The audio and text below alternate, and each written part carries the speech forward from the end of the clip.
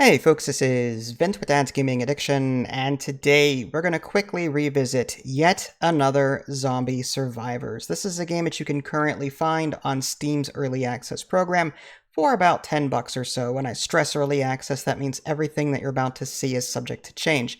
There is a demo that you can download and play the game that way if you want to try it before you buy it. It's also 25% off until January 23rd.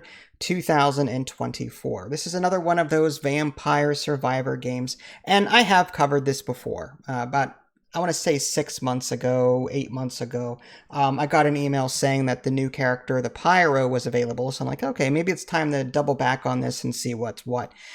You can create a standard default game in which the waves just get more powerful, and it's just the default mode. And then there are some other modes like endless and other things that you will unlock over time. The big shtick of this game is the fact that while you start off with one character, whether you pick like the tank or the engineer, you are going to be able to get up to 2 other team members that sort of stick with you in this little circle.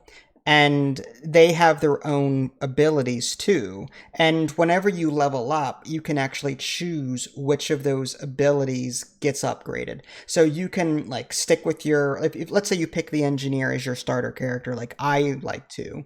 You can improve his Tesla gun, you can improve his electro turret, whatever it is. And you can just stick with that if you want to, or you can kind of spread the love around a little bit and pick up some other talents that the other characters might have. So you've got like a jack of all trades but master of none kind of thing. You will find crates in the environment, and these typically give you some kind of like quote-unquote artifact. Artifacts are commonly known among this kind of game, where they are permanent buffs to your entire team. So yeah, I came back to this, and I, for the most part, enjoyed it. My biggest gripe with it was whenever the upgrades do proc, it's like if I have to choose between different cards, a lot of times I'll see like, oh, weapon damage plus 1%, or ability damage plus 2.5%. Like, seriously, 1%? So if I do 10 damage, I do 11 damage now, because 10% of 10 is 1. So 11. It's like, I felt like some of the upgrades were a bit too underwhelming. Like, I didn't feel a power creep as I was leveling up. Like, I didn't feel like super powerful. I mean, yeah, I made it pretty far in my run that I did, but like I felt that was just because I was just good at dodging things and just sort of predicting where the zombies would be and then getting out of the way and not getting hit.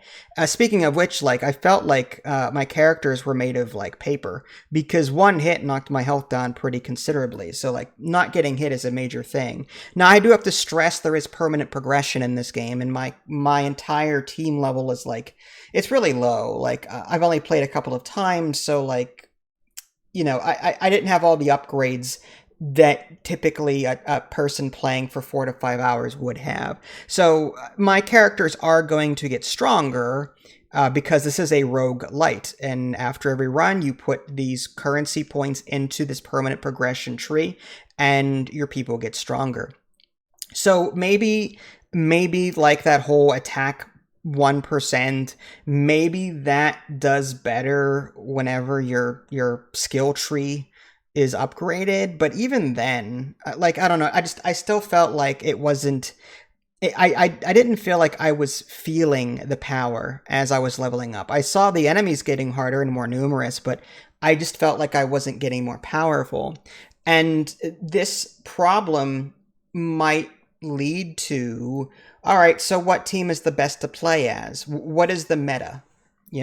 I don't want a meta in a game like this. I want to be able to jump into a game, pick like the 3 characters for my run, 1 initially and 2 over time, and I want to succeed as them. I don't want to have to pick the same 3 characters every single time to ensure that I get enough damage in order to win. You know what I mean? So that's my biggest gripe with it. The graphics and the music are okay. The music's very rock heavy.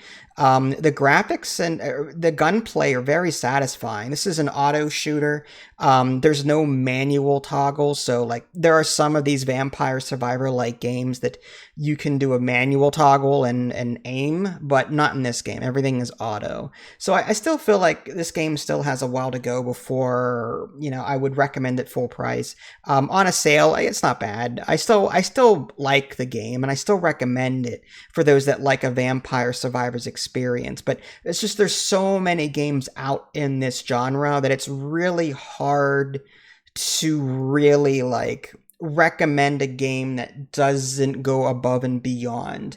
I mean, yeah, it looks pretty, don't get me wrong, and there's like a group mechanic. That's cool too, but there are some other games now that are doing that. You know what I mean? Like there's a Pathfinder Vampire Survivors like that now does a whole group mechanic thing. So this isn't exactly a new thing anymore.